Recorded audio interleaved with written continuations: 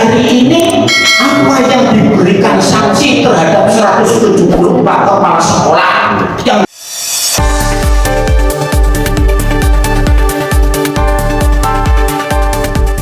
Sekretaris LSM Landep, M. Subhan, mendampingi audiensi 3 kepala sekolah yang diberhentikan sepihak oleh penjabat Bupati Brebes. Audiensi berlangsung pada Selasa tanggal 21 Januari tahun 2025 di Gedung KPT Brebes. Dalam audiensi tersebut, LSM Landep meminta pemerintah untuk segera mengembalikan jabatan ketiga kepala sekolah atau memberikan sanksi serupa kepada 170 kepala sekolah lainnya. Ketiga kepala sekolah yang diberhentikan tersebut merupakan pengurus musyawarah kerja kepala sekolah MKKS SMP Kabupaten Brebes, yaitu Ina Purnasari, Kepala SMPN 1 Bumiayu, Mulyaningsih, Kepala SMPN 1 Tanjung, Bekuko Sarjono, Kepala SMPN 2 Bumiayu. Suparnya, mantan ketua anak MKKS Kabupaten Brebes sebelum periode ini, turut angkat bicara. Ia merasa bahwa ketiga koleganya tersebut telah disalimi. Teman-teman saya yang 3 orang ini diberhentikan tanpa alasan yang jelas. Ini adalah bentuk ketidakadilan, ungkap Suparnya.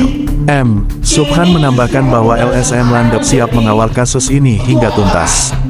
Jika pemberhentian ini tidak diperbaiki, maka kami mendesak agar sanksi serupa juga diterapkan kepada seluruh kepala sekolah lainnya yang jumlahnya mencapai 170 orang, tegas Subhan. Dalam audiensi tersebut, LSM Landep meminta pemerintah daerah untuk transparan dalam proses penilaian dan pemberhentian kepala sekolah. Mereka berharap agar ketiga kepala sekolah tersebut dapat segera dikembalikan ke jabatannya untuk menjalankan tugas mereka sebagai pendidik dan pemimpin di lingkungan sekolah. 2 juta, ada yang 22 juta, dan sebagainya. Oleh karena itu, ketika kemudian sekarang kami meminta keadilan, kenapa sebuah kondisi seperti itu dari tim penilai di Kabupaten Brebes yang kemudian menghasilkan keputusan tersebut, saya mempertanyakan apakah adil? Sampai hari ini apa yang diberikan sanksi terhadap 174 kepala sekolah yang juga ada bukti pengembalian uang tersebut? Apakah ada surat penangguhan, kemudian surat peringatan keras, atau harusnya sama terhadap 3 beliau? Diberhentikan kepala sekolah, diberhentikan semua, biar kemudian lowongan pekerjaan kepala sekolah di Kabupaten Brebes tercipta dengan mudah. Apalagi ada catatan juga, mohon maaf hari ini, Pak Idi ini justru kemudian sekarang menjadi ketua MKKS, padahal beliau per tanggal 29 Agustus berdasarkan keputusan Menteri ya nomor 40 bahwa dalam jangka waktu 4 kali berturut-turut 4 tahun, beliau harusnya 4 kali 4 berarti 16 tahun sudah habis masa jabatannya sebagai fungsi tugas guru menjabat sebagai kepala sekolah. Kenapa sampai hari ini beliau ini dan 2 orang lainnya di situ masih menjabat sebagai kepala sekolah? Bahkan Pak Idi menjadi ketua MKKS sekarang, yang dulu menjabat wakil ketua MKKS. Ini kami demi keadilan hari ini juga akan menyampaikan sama.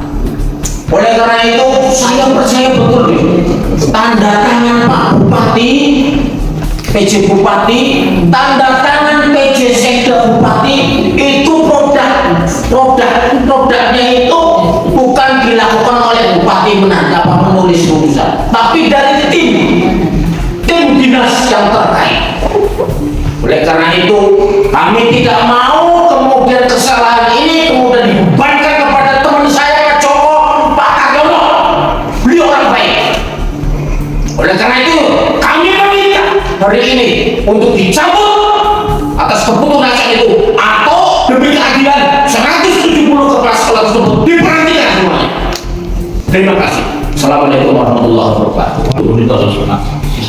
Dan mereka menjawab itu. Kenapa hanya seperti itu?